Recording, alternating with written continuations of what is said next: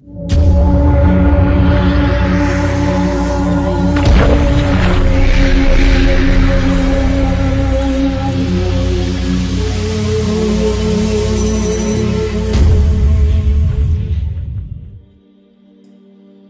going on the net and typing away in the honor of those dead and alive.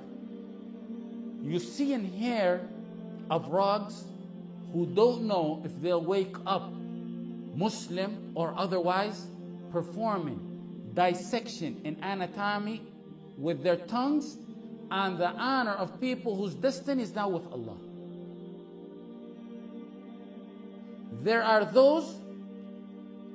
There's people who are done deal. Allah's dealing with them. Allah is dealing with them. They are now with Allah. Allah is dealing with them. Then you got people who perform dissection on those whose souls are possibly inside green birds tending to the rivers of paradise and eating from the fruits of Jannah and returning to hang on the throne of Allah. All that while some frog is sitting dissecting them with his tongue, does not know he himself whether he will wake up as a Muslim or a munafiq.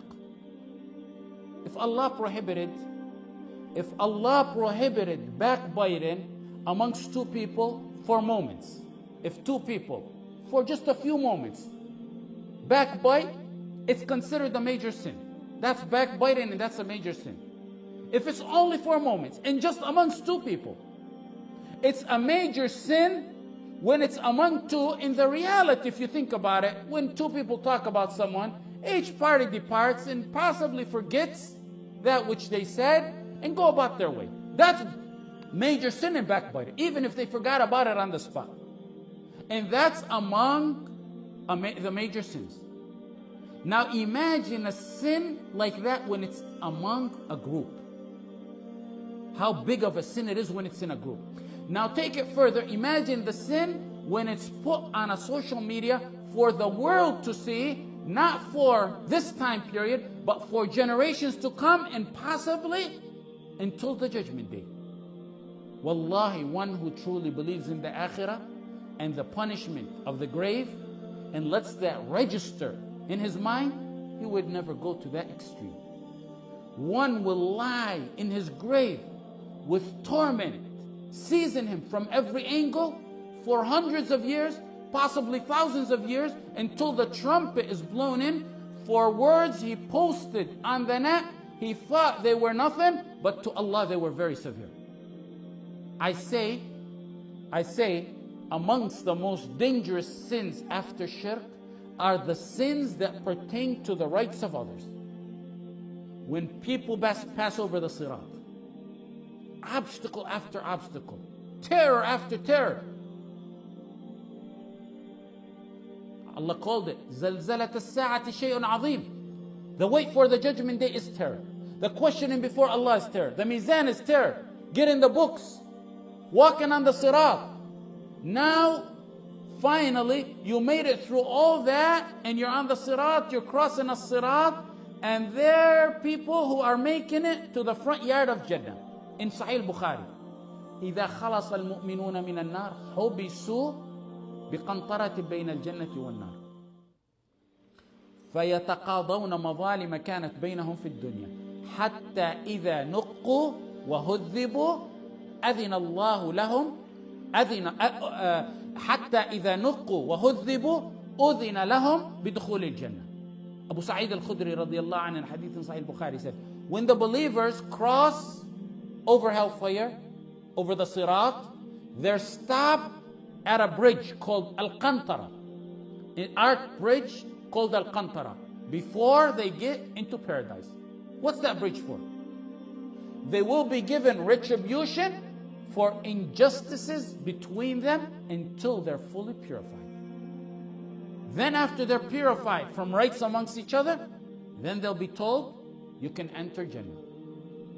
Qantara may be the edge, the last portion of a sirat, but I believe from what I read, I believe it's actually another bridge, a second smaller bridge after a sirat, that's like a detour for believers of this ummah who have rights amongst each other. before they get to step on the front yard of Jannah. Whoever contemplates and fully realizes the Akhirah, sit, when you think about it, as it's happening before you, that what I just told you, sit and imagine it before you. You could never commit a sin like this. Can you imagine the excitement? You pass all through all those phases, one after the other.